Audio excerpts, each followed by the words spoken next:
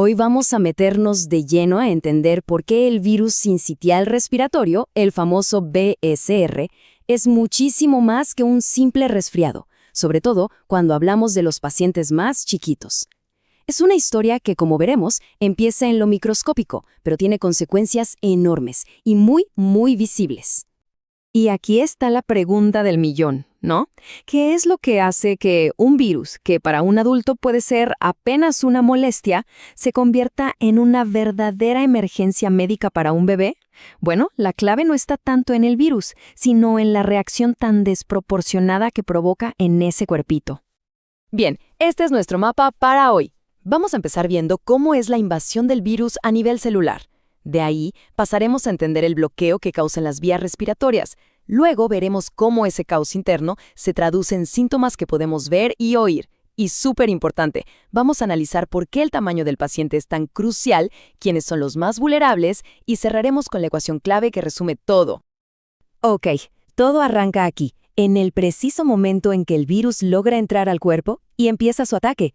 Y ojo, no es una invasión cualquiera, ¿eh? Este virus tiene una estrategia muy particular para esparcirse.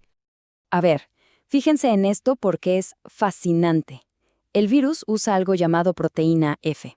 Imaginen que es como una especie de pegamento molecular. Con esta proteína, obliga a las células que ya infectó a fusionarse con sus vecinas sanas. Y el resultado, estas cosas que vemos aquí, los sincicios, unas células gigantes, deformes y que no sirven para nada. Y es aquí, justo aquí, donde empieza el verdadero problema. Y aquí está el punto más importante de todos. El daño más grave no lo causa el virus de forma directa. No, lo causa la respuesta caótica y totalmente exagerada del propio sistema inmune del bebé intentando combatir esa invasión. O sea, el cuerpo, en su afán de defenderse, termina creando una obstrucción peligrosísima. Un verdadero bloqueo de 3 partes que ocurre justamente en las vías respiratorias más pequeñas de los pulmones, los bronquiolos. Analicemos este combo fatal. Primero, el edema. Las paredes de esos tubitos diminutos que son los bronquiolos se inflaman, se hinchan. Segundo, el cuerpo empieza a producir una cantidad brutal de moco y además un moco súper espeso. Y tercero, para rematar, esos incisios, esas células gigantes que vimos, se mueren y sus restos se desprenden. Entonces tenemos hinchazón, moco y células muertas. Todo eso junto forma unos verdaderos tapones que obstruyen esas vías respiratorias que son vitales. Perfecto, ya vimos la batalla microscópica. Ahora, la pregunta es, ¿cómo se ve y cómo se oye todo ese caos desde afuera? ¿Cómo se traducen señales de alerta? Miren, esta tabla lo explica perfecto. Cuando el aire intenta pasar a la fuerza por esos tubitos ahora tan estrechos, se escucha un silbido agudo. Eso es lo que conocemos como sibilancias. Cuando el bebé hace un esfuerzo tremendo por meter aire, los músculos del pecho trabajan tanto que la piel se le hunde entre las costillas. Eso es el tiraje. Y la suma de todo esto, claro, es la dificultad para respirar. Esa lucha visible y desesperada por conseguir oxígeno. Y con todo esto en mente, volvemos a la pregunta original, ¿por qué los bebés? Y la respuesta, en el fondo, es una cuestión de escala, de pura física. La edad, y sobre todo el tamaño del paciente, son los factores que definen si esto es un resfriado o una emergencia.